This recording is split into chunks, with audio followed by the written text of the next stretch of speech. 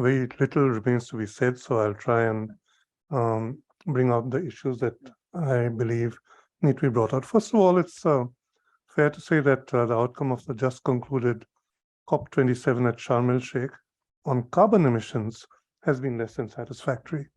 It is increasingly clear that 1.5 degrees centigrade cap will not be abided by. Even 2 degrees centigrade looks suspect. And if you recall the 1.5 degrees special report from 2018, we used to talk about, at one stage, halving carbon emissions by 2030. In my view, the SDGs are unlikely to be met by 2030. We will have to see, like the MDGs became SDGs, we'll have to look at something else as we go forward. But now we have shifted to developed countries talking only about net zero emissions by 2050 and a differentiation given or taken by developing countries to do so by 2060 or 2070. So the ball has been kicked forward for now.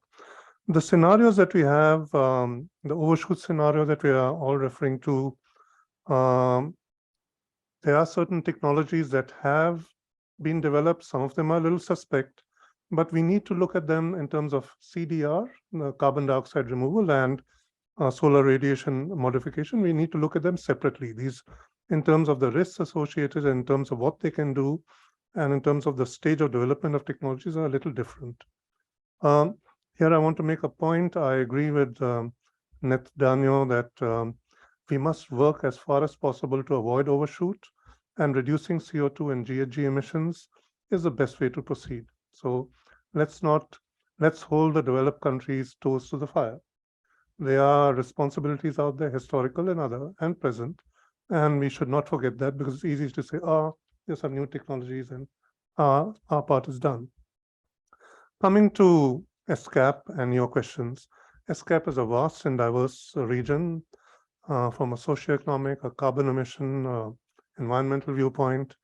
It has 53 members, and all major countries are covered, including China, India, USA. You have UK, France, Russia. You also have the small islands, the LDCs, but more than that, you have many that are highly vulnerable. So we have to look at their concerns. I think as ESCAP, some focus needs to be given on that. When we look at CDR, I don't see it being implemented beyond in a supportive role at the moment in terms of its outcome. Right now, carbon dioxide removal has not acquired the sort of commercial and political acceptance that would allow it to be implemented in a large-scale manner, however you might define large-scale, which is quite unclear. So as a result, its impact would be marginal. I don't believe it would be decisive. And we should not lose our focus on GHG emissions. I heard from Andy that, and that is reflected in the 3 working group reports on the 6th assessment of IPCC, that CDR is probably unavoidable. But yes, we need to think how we can use it in an ESCAP context, in partnership sense, because of all the countries being present, so that we can be supportive of each other rather than being confrontational. So especially when all the IPCC mitigation pathways now rely on it, because this wasn't the position earlier. First it was 1, then it was 5, now everything kind of imagines that you have to do CDR. Looking at SRM, solar radiation management, which is a different kettle of fish. Clearly it arouses controversy, and due to the huge risks and concerns associated with it, its potential impact on crops, biodiversity, and we keep looking at climate. We must look beyond it. There are things, not only weather modification, it is ecosystems, biodiversity, different life forms, all are going to be affected.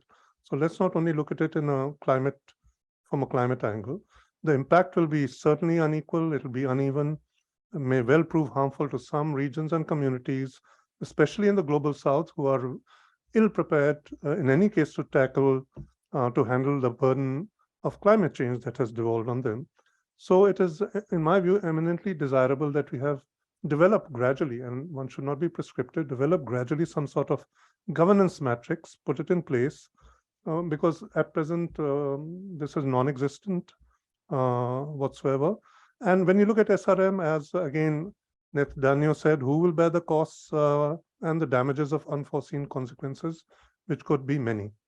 I agree with one point made by Shinichiro that in particular, many points, but in particular one, that USA and China may well be at the forefront of action on SRM. And we need to keep a watch on that, because sometimes they do pile up together and bring out proposals. And that has its own element of danger that needs to be focused on. So as to ESCAP, I think it would be good to have ESCAP actively participate in these sort of discussions. Enhanced leadership by ESCAP in terms of how to approach solar radiation modification would be useful.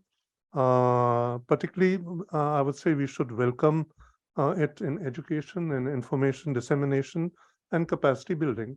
At the present, we are at a very early stage of doing things. So I do believe, especially with the mix and match of the 53 countries in ESCAP, that ESCAP should take a enhanced leadership role out here.